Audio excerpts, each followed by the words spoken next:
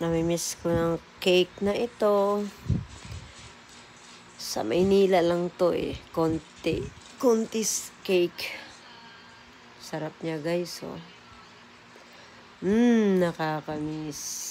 Sarap siya sa kape na black coffee. Kasi medyo matamis talaga siya. Matigas sa ilalim kasi parang sansribal to eh na cake. Pero masarap. Traveling hour nito pa Cebu is 2 hours lang. Kasi magmi-melt to eh, yung niya. Wow, nakakagutom. Sarap. Kain na tayo, mga besh. Sarap sa ilalim, oh.